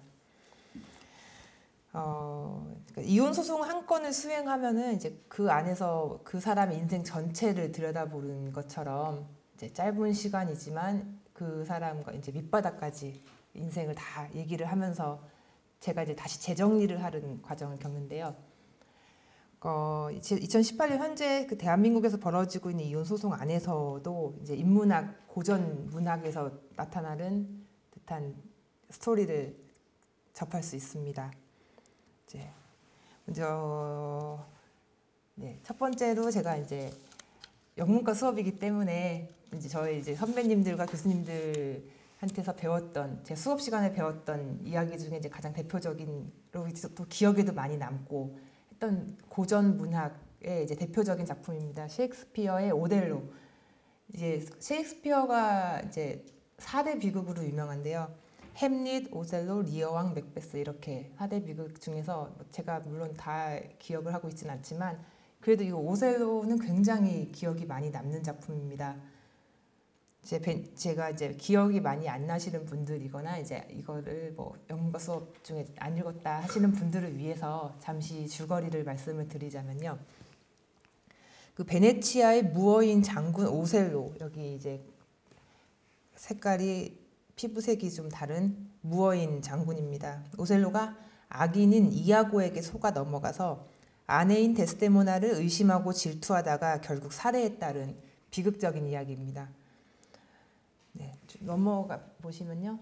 네, 오셀로, 이건 또 다른 그림입니다. 오셀로는 무어인으로서 직위는 장군이고요. 전쟁에서 공을 세워 부와 명예를 모두 이루었습니다. 작품 초반에 아름답고 정숙한 데스데모나와 사랑에 빠져 그 데스데모나 아버지가 반대를 했지만 이미 거기 스토리에서는 이미 결혼을 했다라고 이제 나와 있습니다. 그러니까 이미 이제 뭐 만리장성을 쌓고 나서 아버지의 귀에 들어간 건데요. 결혼에 이르게 됐습니다. 그리고 인생의 승리자죠. 이제 그 이방인으로서 이제 아주 원로의 딸과 결혼까지 한, 그리고 노력가이고 유능하고 금욕적이고 절제할 줄 알며 남의 능력도 알아보는 눈까지 갖춰 있습니다. 그래서 아주 유능한 장군인 캐시오를 부관으로 뽑아서 이아고의 질투를 사게 됩니다. 그렇지만 이제 백인들 사이에서 이렇게 무어인으로 살면서 태생부터 피부가 검은 무어인이기 때문에 인종차별도 겪고 있고요. 그거를 이제 억누르고 살지만 이제 자존감이 낮았다고 저는 이제 판단을 하고 있습니다. 그리고 이제 주변 환경에 열등감을 품고 있었고요. 이제 이런 것들이 폭발을 하게 된 게 그 열등감 때문에 감정을 조절하지 못하고 이아고가 데스데모나와 캐시오의 사이를 떠봤을 때 처음에는 부정하다가도 손수건이라는 이제 간단한 증거로 이제 넘어가서 결국에는 데스데모나를 사랑하지만 질투에 눈이 멀어서 이제 살해를 하고 맙니다. 이제 그런 캐시오의 깨끗한 성품과 유능함을 먼저 알아본 사람이 본인이었음에도 불구하고 이런 자신이 백인이 아니라서 데스데모나가 자신을 배반하고 캐시오를 선택했을 거다라는 거에 이제 넘어가는 거죠. 이제 잠깐만요. 아직 앞에 그러니까 이 오셀로 같은 경우도 이렇게 자신의 성공을 높이 평가하고 그러면서도 타인의 순결과 미덕에 대해서는 쉽게 의심을 하는 상태입니다. 성공을 위해서 키워온 금욕과 절제로 컴플렉스 그리고 낮은 자존감을 다 억누르고 성공의 가도를 달리고 있었습니다. 그렇지만 이제 이아고의 이제 거짓말에 속아 넘어가서 자신의 낮은 자존감을 그대로 폭발시켜 버리고 데스데모나를 살해하는데요. 이제 결국에는 이제 파국에 이렇게 이르게 됐습니다. 이제 이 스토리는 이제 모두 다 아시고 계시지만 기억을 이제 상기시켜 드리자는 의미에서 말씀을 드렸고요. 이제 다음에 넘어가면 2018년 A씨의 이야기입니다. 이건 이제 A씨라고 제가 실명을 거론하지 못하기 때문에 당연히 A씨라고 하는데 또 그런 측면에서 이거는 내가 아는 사람 아닌가라고 생각을 할 정도로 굉장히 보편적인 이야기가 될 수도 있는 이야기입니다. 넘어가 보시면요. 네, 그 A 씨는 이제 저희 사무실에 몇 년 전에 한 여자분이 찾아오셨습니다. 이분은 이제 스카이 대학을 나오고 전문직으로 일하고 계시고 또 굉장히 점잖으신 분이었습니다. 그런데 이제 너무 힘들어하면서 이렇게 저한테 말씀을 하셨는데요. 그 남편 때문에 오셨고요. 그 남편은 이렇게 자수성가를 하신 직장인이었습니다. 그리고 어려운 어린 시절에 이제 힘들게 공부를 하고 대학도 이제 학자금 대출로 해서 졸업을 한 상태에서 은행에 취직을 했고 은행에서도 10년 이상 근무를 해서 나중에는 이제 공무원으로 이직을 했습니다. 경력직으로. 그래서 이제 굉장히 이제 사회적으로는 성공을 했고요. 그 결혼할 때 남편이 이제 당연히 학자금 대출만 있고 아무런 땡전 한 푼 없이 말 그대로 땡전 한 푼 없이 대출금을 갖고서는 결혼을 한 상태에서 아내와 함께 재산을 읽었습니다. 그리고 그 은행에서 근무했기 때문에 경제적인 거에 대해서 많이 이렇게 강박적으로 집착을 했던 부분이 있고요. 다음 페이지 넘어가시면은 한 장 더 넘겨주시겠어요? 네. 어려운 성장 환경으로 이제 돈에 강박적으로 집착을 하는 부분이 있었습니다. 또 은행에서 근무했기 때문에 당연할 수도 있겠지만은 모든 공인인증서랑 통장이랑 관리를 본인이 직접 하셔가지고 한 명이 이렇게 많이 관리를 하다 보면은 다른 한 분 같은 경우는 좀 신경을 안 쓰시게 되는 경우가 많이 있어요. 그래서 보통은 여자분들이 많이 관리를 하는데 이 집은 남자분이 관리를 했기 때문에 여자분은 얼마가 있는지도 신경을 잘 안 쓰셨던 정도로. 근데 또 약간 대인배 성품이 있기 때문에 모든 걸 이름했던 부분도 있었습니다. 근데 이 남자분은 또 성공에 대해서 집착을 했고 또 금욕적이고 억압적인 태도로 사회적으로는 그러니까 이제 아무런 이제 문제 잡음 없이 사회적으로는 이제 잘 성공을 했습니다.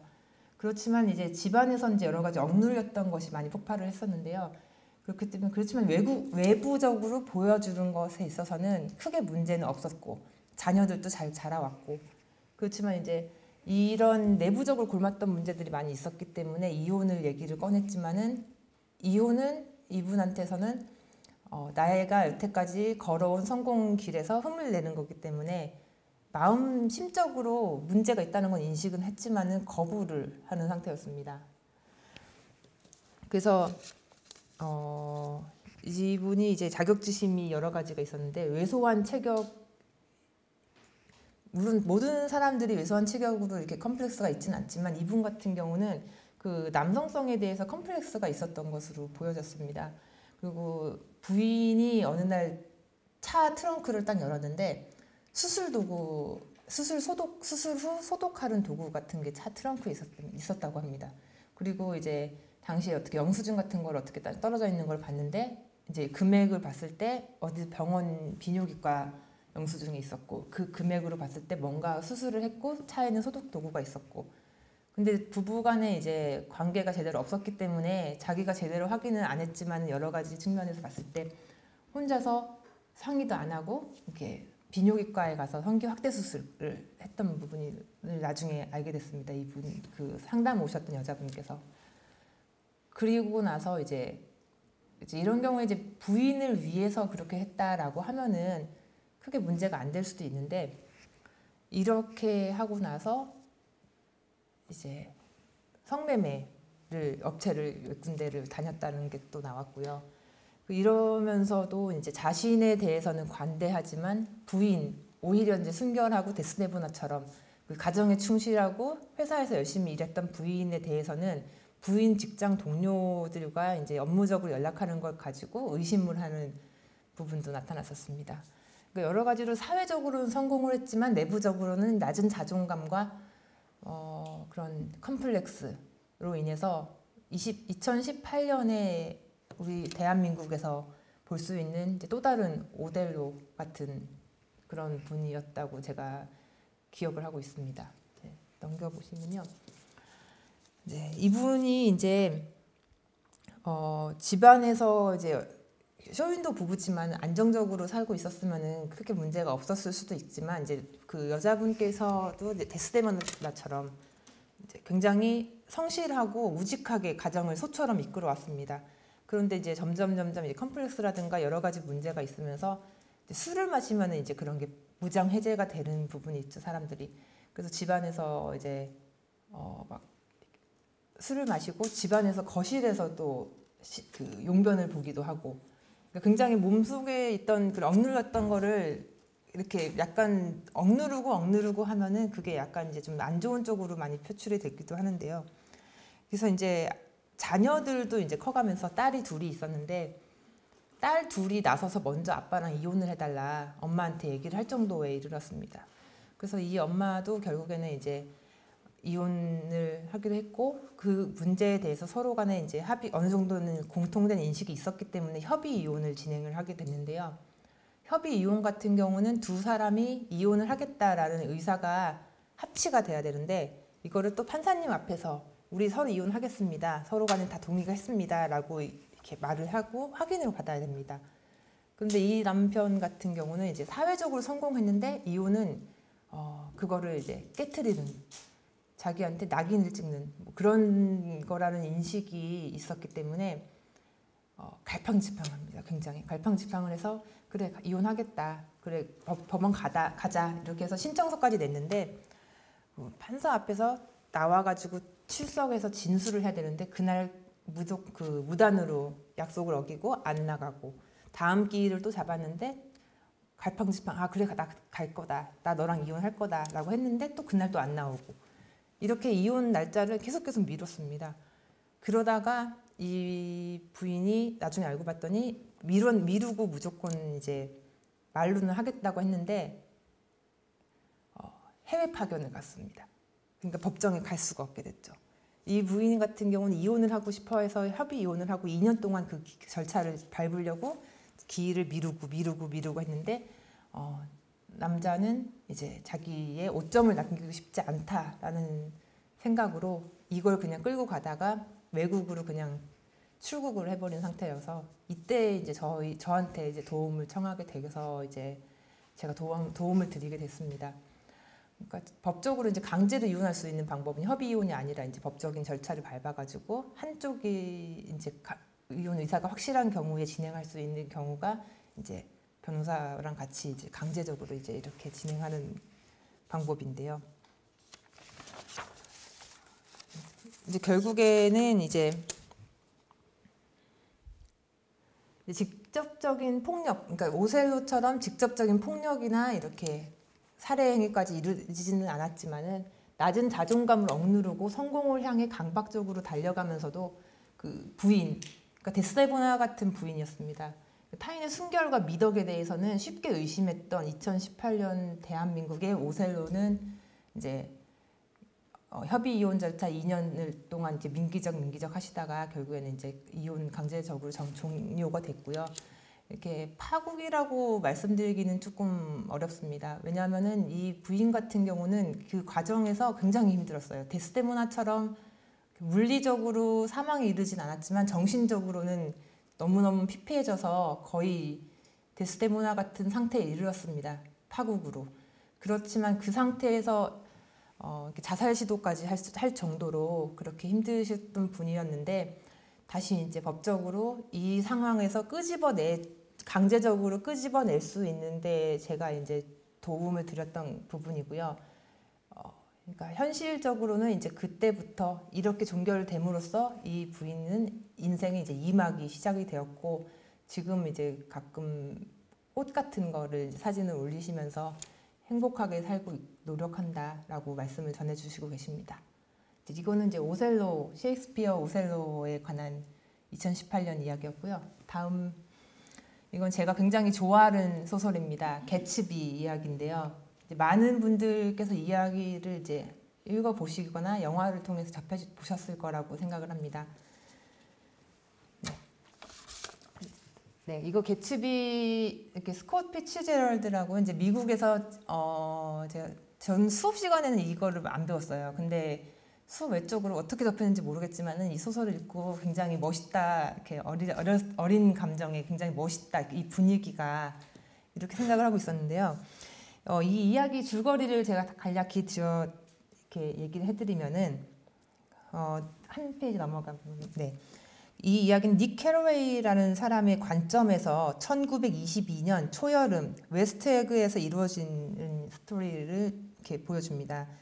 중서부 이렇게 지역에서 살아오다가 예일대학교 졸업하고 세계 1차 대전에 참가한 인물이고 그 주식 때문에 뉴욕으로 와서 이쪽에서 이제 거주를 하는 사람의 관점에서 이 스토리가 진행이 되는데요.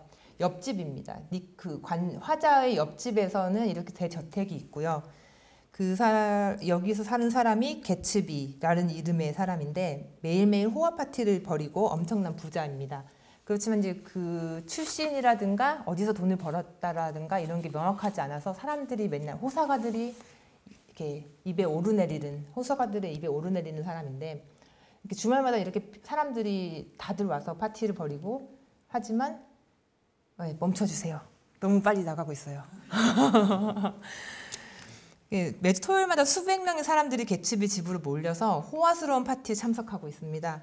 그리고 결국에 이제 그렇지만 사실 이 사람들 이런 껍데기 외에 실제로 개츠비라는 이 집의 주인은 그 다음 그 강 건너편에서 녹색 불빛을 맨날 이렇게 원하고 있는데요. 그 데이지라는 사람이 첫사랑인데 그 첫사랑이 다른 부자와 결혼을 했고 그래서 개츠비는 그 첫사랑을 다시 되찾아오고 싶어 해서 부와 성공을 이렇게 일군 후에 개츠비의 집이 건너편에서 보이는 대저택을 지어서 언젠가는 데이지가 우리 집에 와서 파티하면서 나를 볼 수 있겠지. 그러면 내가 이렇게 성공한 걸 알면은 나한테 다시 되돌아오겠지라는 그런 희망을 가지고 이렇게 대저택에서 파티까지 열면서 데이지를 기다리고 있는 순수한 영혼의 사람입니다. 네. 그런데 여기서 보면은 넘어가 주시면요. 결국에 이제 그 옆집 사람 이제 화자가 데이지와 이제 먼 친척 관계인 걸 알고 그 사람한테 부탁을 해서 데이지와 결국에 이렇게 재회를 했고요. 다음 페이지. 네, 이거는 이제 그냥 서비스 차원에서 넣은 한 컷입니다. 네, 넘어가 주시고요. 데이지와 이제 얘기를 하고 이제 다시 자기한테 되돌아왔으면 좋겠다라는 식으로 하고 데이지는 여기서 사실 좀 굉장히 수동적이고 이렇게 좀 이렇게 현대에 이제 나오는 그런 소설의 주인공으로 보기에는 굉장히 이제 조금 타자화됐다고 해야 되나요? 좀 수동적인 인물입니다. 여기서는 개츠비가 적극적으로 데이지에게 다시 돌아와 달라라는 식으로 얘기를 했고 개츠비는 스스로가 굉장히 확신을 했던 것 같습니다. 그래서 결국에 맨해튼에 있는 이제 한 호텔에서 이 데이지의 남편도 이때 바람을 피우고 있었고 데이지도 행복한 결혼 생활을 하지 않고 있었기 때문에 자기한테 다시 올 것이라고 확신을 하고 개츠비가 데이지 남편에게 데이지는 나와 떠날 것이다. 데이지는 나를 사랑하고 있다라는 내용을 모두 다 오픈을 해서 얘기를 합니다. 이게 다음 페이지 넘어가 주시면요. 또 다음 페이지요. 네. 그렇지만 이제 데이지의 남편에게 이렇게 얘기를 했지만 데이지의 남편은 데이지가 저 사람한테 넘어가지 않을 것이다 라는 식의 이제 어느 정도의 자신감이 있었던 것으로 보입니다. 그리고 데이지와 개츠비를 같은 차에 태워서 가더라도 넌 떠나지 못할 거다라고 확신을 가지고 둘이 같은 차를 타고 집으로 가다가 이제 데이지 남편의 내연녀가 도로로 뛰어드는데 그 차를 데이지가 운전하던 차가 그 여자를 치어서 그 데이지 남편의 내연녀를 데이지가 사망에 이르게 합니다. 그러면서 데이지도 여기서는 굉장히 나약하고 주체적인 성격이 아닌데 그 상황에서 도주를 해버리고요. 그거를 개츠비가 뒤집어 쓰는 상황이 됩니다. 그래서 데이지의 남편은 그 사망한 자기 정부의 남편에게 그 차 주인은 누군지 알고 있어 라고 해서 개츠비 쪽으로 이제 유도를 했고 그 정부의 원래 남편은 개츠비라고 당연히 범인이 개츠비라고 오해를 하고 개츠비의 집에 찾아가 총으로 개츠비를 쏘고 자신도 자살을 합니다. 결국에 이렇게 파국에 이르게 됐지만 데이지는 개츠비의 장례식에 가지도 않고요. 그리고 아까 그렇게 수백 명씩 모여있던 그 호화 파티에 있던 사람들은 개츠비가 사망을 했는데 아무도 장례식장에 참석을 하지 않습니다. 그리고 결국에 데이지도 개츠비의 장례식장에 가지도 않고 원래의 남편, 그 톰 뷰캐넌과 함께 그냥 여행을 떠나버립니다. 네, 굉장히 이제 씁쓸한데 분위기가 이제 너무 멋있었던 소설이었고요. 근데 2018년 BC의 이야기를 제가 해드리는 이유는 사실 이게 개츠비에 빗대서 말하는 거는 사실 이 BC한테는 굉장한 영광입니다. 개츠비는 정말 순수한 영혼이고 아름다울 정도로 그 소설에서 주인공일 정도로 아름답고 위대한 개츠비라고 이렇게 제목이 지어질 정도로 좀 멋진 사람이었는데 여기서 BC 같은 경우는 넘어가 주시면요. 아까랑 똑같은 영상이죠. 이 사람도 제가 이제 스카이의 K 대학을 나오고 대학원도 나오시고 그리고 대기업에서 근무를 하시고 훌륭하시게 아주 승승장구를 하셨던 분입니다.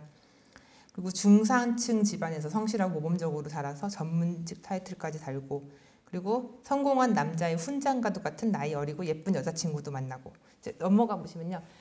다 있습니다. 좋은 학벌, 키, 외모 어느 정도 있고 대기업의 전문직 이렇게 승승장구를 했는데 그 입사한 대기업에서 입사 동기들이 있었죠. 그렇지만은 본인에게는 더 어리고 예쁜 대학교에서 만난 여자친구가 있었습니다.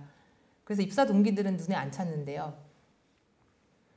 나이 어리고 착한 여자친구와 결혼을 앞두고 있었고 회사 동료들과 자주 일했지만은 결혼은 했죠. 그냥 그대로. 이건 아직까지는 이 단계까지 이르지 않았는데 결혼을 하고 부인이 이제 출산을 하고 출산휴가를 이제 친정 가서 출산휴가를 하고 있는 중간에 점점 남편이 귀가가 늦어지는 겁니다. 그래서 저한테 아직 그때까지는 오지 않으셨었어요. 근데 점점 귀가가 늦어지고 이상하다 생각을 하고 있었는데 그때 이제 이 사람은 이제 입사 동기하고 점점 가까워지면서 어느 순간에 이제 둘 사이가 이제 불이 붙은 거죠. 입사 동기가. 근데 사실 더 예쁘고 어린 여자친구가 있었는데 이게 그렇게 되셨죠. 입사 동기도 이제 이미 초반에 입사할 때는 결혼한 상태는 아니었는데 나중에 결혼을 했고 서로 간에 각자의 짝이 생겼는데 어느 순간에 이제 둘이 친하게 되다가 급격히 연인 관계로 발전을 했습니다. 다음 페이지 넘어가 주시면요. 그러니까 입사 동기이기 때문에 이제 드라마에서 볼 수 있는 요즘에 예쁜 누나처럼 몰래 비밀 연애를 하는데 함께 출퇴근을 했고요. 1박 2일 워크숍이 회사를 같이 근무를 하기 때문에 이런 핑계를 대기가 굉장히 쉬웠습니다. 그래서 실제로 1박 2일 워크숍을 간다라고 하고 같이 이제 어딘가의 모텔에서 같이 이제 둘만 워크숍인데 다른 팀원들은 없고 둘만 같이 가서 놀기도 하고요. 또 야근을 해도 이제 둘이 같이 할 수 있었기 때문에 이제 두 분은 아주 행복했겠죠. 그리고 해외 출장도 있었습니다. 근데 해외 출장이라고는 하는데 이제 그게 이제 일정을 해외 출장이라고 하고 누구가 갔는지는 전혀 알 수 없는 상태. 그래서 저희 이제 어떻게 이거를 알게 됐을까요? 이렇게 오셀로의 손수건처럼 뭔가 이렇게 한 순간에 이거를 상대방이 딱 느낌이 오른 순간이 있습니다. 그래서 이분 같은 경우는 워크숍에 갔다고 했는데 부인이 전화를 했습니다. 근데 워크숍을 간 지역은 대전이라고 얘기를 했는데 그 당시에 자기는 서울에 있었고 비가 왔습니다. 그래서 전화를 해가지고 워크숍 잘 갔냐라고 전화를 했는데 빗소리가 들리는 겁니다. 그래서 서울도 비가 오는데 거기도 비가 오냐. 그러니까 우물우물하면서 넘어갔다고 합니다. 근데 대전 날씨를 검색했더니 비가 안 온대요. 그래서 그때부터 뭔가 이상하다라는 느낌이 오고 이제 워크숍을 다녀왔으니까 차가 이제 집으로 돌아왔을 거 아닙니까? 그래서 워크숍 갔다 와서 블랙박스를 열어봅니다. 근데 블랙박스를 열어보니까 이건 워크숍인데 둘이서 어딜 다니고 있는 우산을 쓰고 그런 것을 보고 이제 큰 충격을 받게 되죠. 큰 충격을 받게 되고 또 블랙박스가 있으면은 그날 하루만 있는 게 아닙니다. 이제 뭐 충격이 있을 때마다 녹화가 되기 때문에 이제 어느 정도 다 녹화가 되는 상태에서 거의 적나라하게 대화 내용이 이제 오픈된 상태에서 저한테 오셨습니다. 네. 자, 이제 여기까지는 이제 아직까지 여기까지는 안 넘어갔는데 그래서 이분 같은 경우는 이제 어느 정도 좋게 진짜 그분의 선택을 존중하는 취향에서 얘기를 드리면은 순수하게 자신의 욕망을 추구를 했고 자신의 사랑의 열정을 다해서 물론 허용되지 않았지만 유부녀이고 내연녀였지만 그 사랑을 위해서 가정까지도 버릴 정도로 선택을 했습니다. 한편으로 보면은 이거는 이제 개츠비처럼 이미 결혼한 다른 남자의 부인이었지만 그 사람을 위해서 결국엔 자기 모든 것까지 버릴 정도로 올인할 정도로 이제 파국으로 향해 가는 지름길이었지만 그렇게 선택을 하고 그렇게 살아오셨던 분으로 좋게 말씀을 드리고 싶었습니다. 이게 개츠비라고 제가 얘기를 했는데요. 사실 그 내연녀 쪽이 오히려 더 현실적이었습니다. 그 내연녀 제시의 이야기를 먼저 들여다보면은 그 위대한 개츠비에서 관찰 대상인 이제 톰 뷰캐넌하고 데이지 부부가 2018년에서 이렇게 볼 수 있는 적나라할 정도로 현실적인 부부 모습을 보일 수 있는데요. 그러니까 톰 뷰캐넌도 이제 더 좋은 부유한 집에서 살고 있고 미식 축구 선수로 활동을 했고 톰 뷰캐넌은 내연녀와 바람을 피우고 데이지와의 관계도 정상적이지 않았습니다. 그렇지만 데이지가 결혼 생활에서 행복하진 않았지만 그런 부유하고 풍족한 생활에서 벗어나기는 싫어했습니다. 결국에 개츠비와 사랑했다고 얘기는 했지만 그 상황에서 적극적으로 자기가 나가진 않았고요. 개츠비가 죽었음에도 그 장례식에도 안 가고 그냥 그 상태에서 그 원래 자신의 부유한 남편과 여행을 떠날 정도로 현실적인 선택을 했습니다. 이 내연녀 아까 B 씨의 스토리를 제가 말씀드렸는데요. B 씨는 결국에 파국으로 이제 진행이 되었죠. 파국으로 진행되어서 이제 부인께서는 이제 이혼 소송을 제기를 하시고 이제 진행을 하신 거고 그 관계는 이제 돌이킬 수 없이 깨져버렸습니다. 모든 거를 다 알아버렸기 때문에. 근데 내연녀 제이 씨 같은 경우는요. 내연녀 제이 씨는 그 B 씨가 결혼 전에 알고 지내다가 결혼 후에 내연 관계로 발전했는데 우리 사회에서 자리 잡은 젊은 중산층이었습니다. 남편도 경제적으로 굉장히 여유가 있은 사람이었고요. 그리고 결혼 후에 이제 자녀도 둘이나 낳은 상태로 안정적인 가정을 꾸리고 있던 사람이었습니다.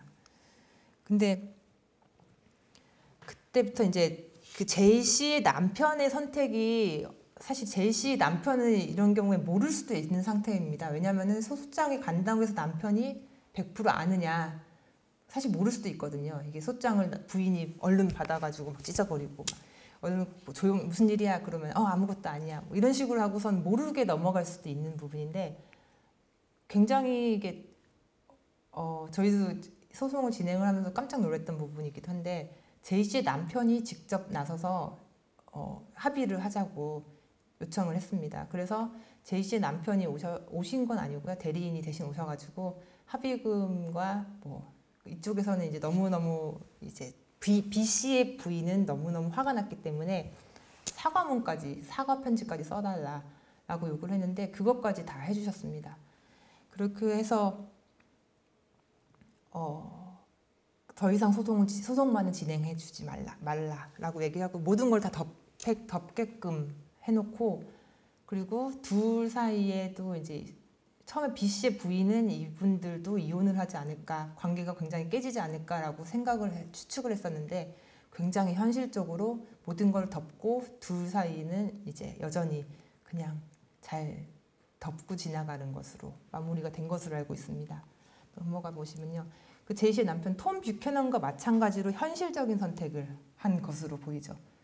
이 사람들도 2018년 현실에서 현실적인 젊은 중산층이 좀 더 안정적이고 가정을 이끌어가는 현실적인 선택을 한 것처럼 1920년대에 데이지도 개츠비의 이제 불나방 같은 사랑을 받았지만 결국에는 현실적으로 냉정할 만큼 이렇게 장례식에도 가지 않을 만큼 선택을 하고서는 이제 둘이 여행을 떠난 것처럼 그 소설과의 그러니까 시차는 굉장히 길지만 그 당시의 현실이나 지금의 현실이나 비교해 보면은 굉장히 비슷한 게 아직도 진행이 된다는 것에 놀랍기도 하고 이래서 인간의 모든 인생에 있어서 이렇게 시간이 오래 흘러도 이렇게 같이 볼 수 있는 책이기 때문에 고전의 반열에 오르지 않았나라는 생각이 드는 책입니다. 네. 이게 고전의 힘 측면에서도 굉장히 이렇게 이 소설들의 이제 위대한 힘을 제가 느꼈던 책이고요. 다른 쪽에서도 생각을 해볼 수 있는데요. 이제 소설 측면에서는 이제 고전의 힘으로 볼 수 있고 그 한 사람의 소송을 제가 이제 각각 대리를 하면서 짧은 순간이지만 이 사람의 일생 여태까지 살아왔던 부분을 옆에서 깊게 들여다보는 과정이 됐고 이 사람들이 어떤 선택을 하고 어떻게 이제 뭐 진행이 됐건 간에 그 사람들의 인생은 굉장히 존중받아야 하는 각자의 소송에 있어서는 사실 이 소송까지 가는 게 꼭 파국은 아닙니다. 그 오셀로에 빗대서 제가 말씀드렸던 의뢰인께서는 파국 같은 현실에서 벗어나셔서 지금 이제 새로운 삶을 사시고 계시고요. 그리고 저를 믿고 이제 진행을 하셨던 다른 분들께서도 이제 정말 소송을 하면서 오픈을 해봤더니 단순히 이것만이 아니라 그 다른 것으로도 거짓말을 하고 있었다는 것을 뒤늦게 알게 됐고 그런 것에서 이제 벗어날 수 있는 용기를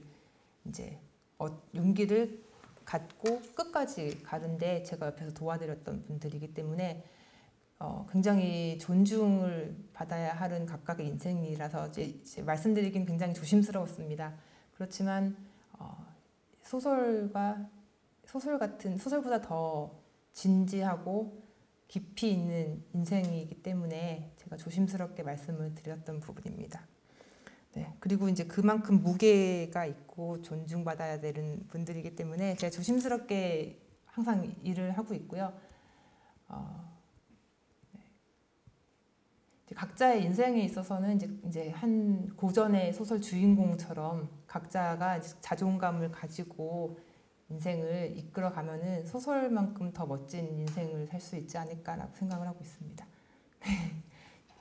앞에서 선배님께서 더 이렇게 재밌고 흥미로운 말씀을 많이 해주셔서 제 이야기는 너무 딱딱하고 재미없을 것 같아가지고 조금 부담이 됩니다. 네, 이상입니다. 감사합니다.